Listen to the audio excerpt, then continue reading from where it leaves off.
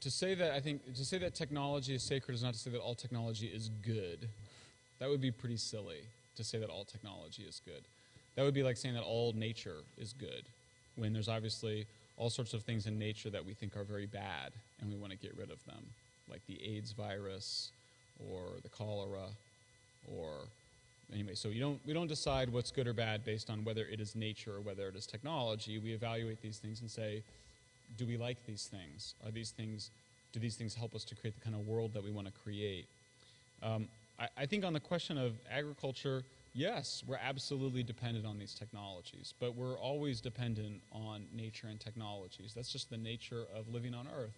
And the idea that we could somehow be free of these technologies in a world where 9 billion people want to live like us, I just don't think there's any basis to that.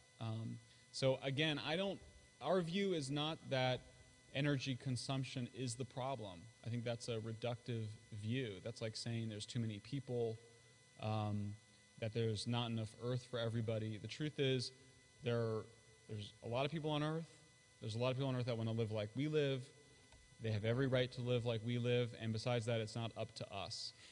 They're going to live, and they're going to develop. So the question is, how do they develop?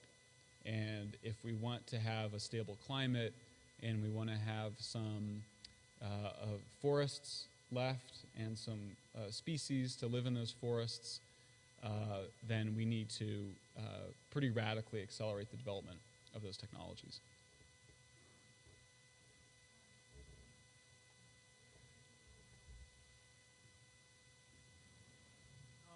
Yeah, I had a question kind of related to, it seemed like you focused pretty much solely on energy. Mm-hmm. And energy, renewable energy. And I guess when I think about these types of things, my mind goes to new ways of living. Mm-hmm. So part of what you're talking about was also not guilting yourself into doing maybe saying the word here isn't actually what you're focused on, but things that actually really I mean, for me, I really feel like this is something that is supposed to help change our lifestyle and something that is healthy. And so I'm just wondering how that's part of your thinking about it as well. To hear that. Yeah, I mean, I support many of the things I think you mean by living differently. I support because I think they're nice things to do. I like to ride my bike. I like to take BART, which is our subway system in the Bay Area. I like to buy used clothing because I can't really afford new clothing.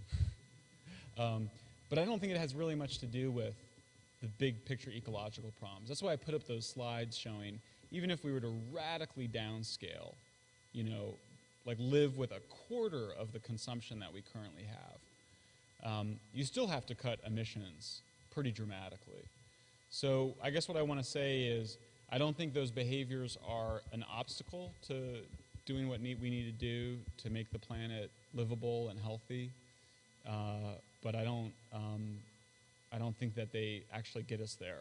And what I worry about is the kind of discourse that we've heard over the last few years, which is this idea that, well, I'm living this kind of righteous life, and I want to help those poor people in China and other people to live my righteous life because it is very low impact and my carbon footprint is very small.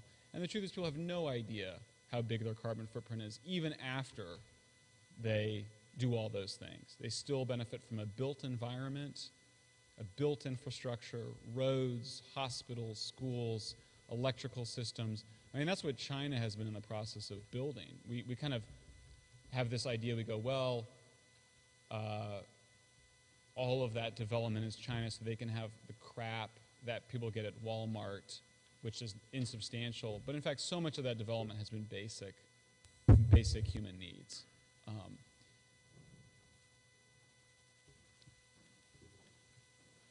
Yeah, you could just ask, yeah.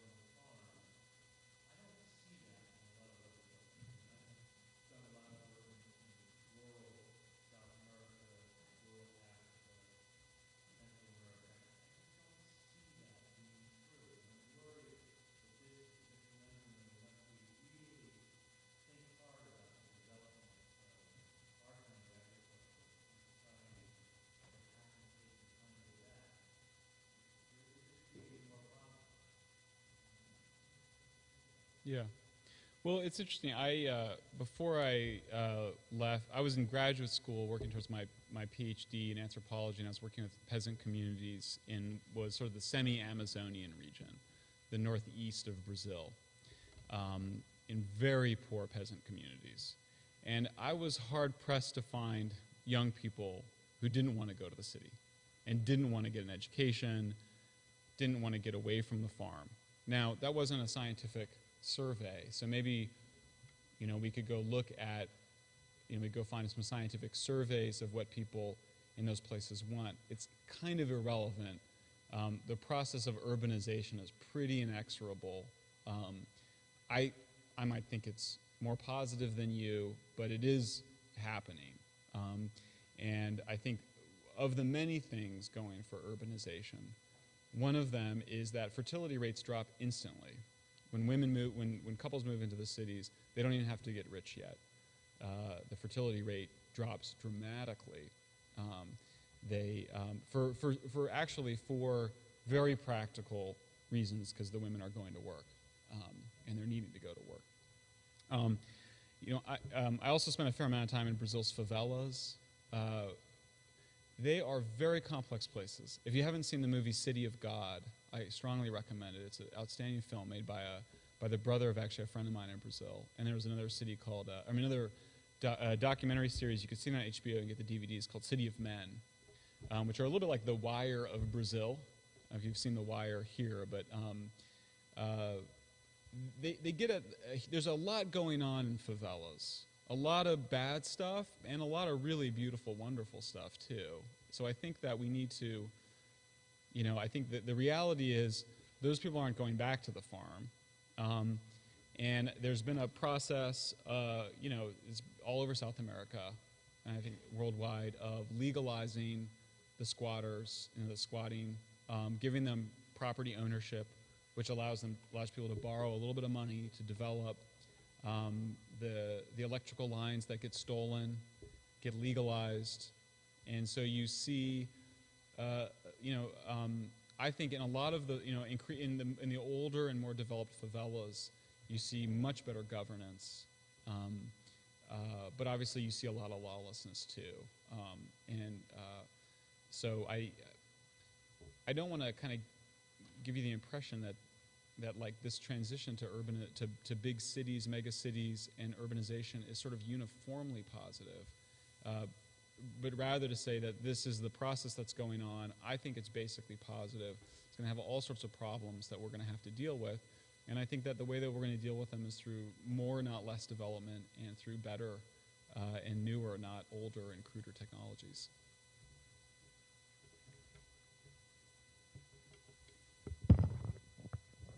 I think we have time for at least one more here, and we'll bring it a little closer to home. Okay. Although the Earth is our home. One of the subjects that came up this afternoon was Marcellus Shale drilling for natural gas, which is taking place in New York, Pennsylvania, and West Virginia, and now Ohio. And so we have a question about, would you care to comment on, I don't know how much you know about the process, but getting natural gas through that process. And maybe you could use that as a segue into, because that's impacting our local environment right now. Drilling companies are coming in, leasing land, lots of different rates, and it's a big impact, and there's a lot of unknown.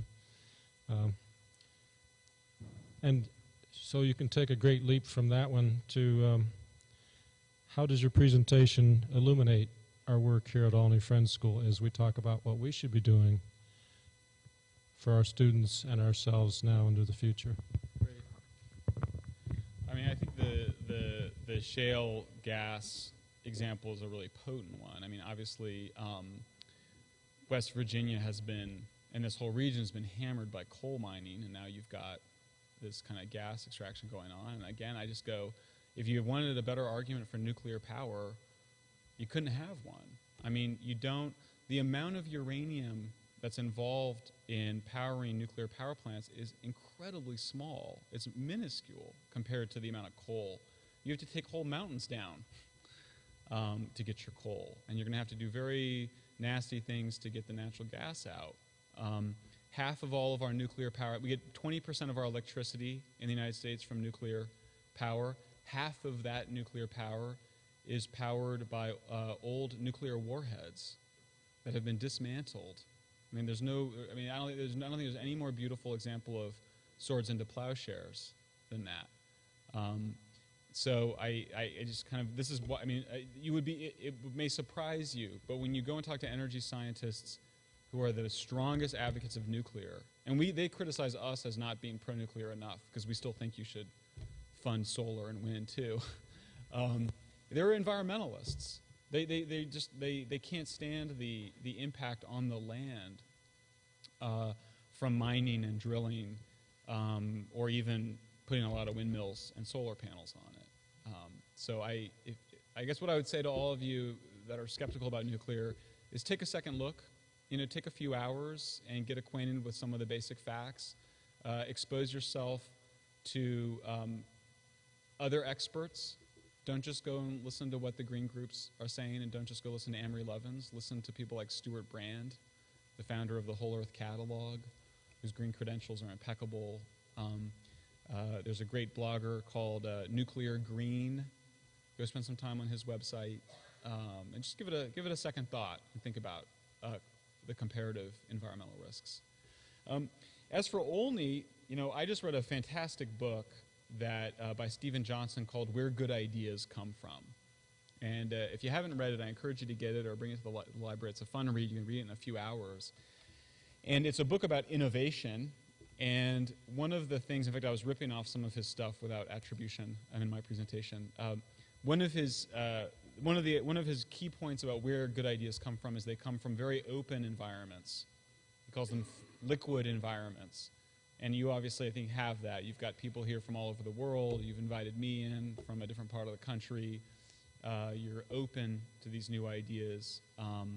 And so I think that sort of spirit of openness, of open-mindedness, of curiosity is something really quite important to build on. And I think that what has been important for us in thinking about these new ecological problems is thinking about the scale of them.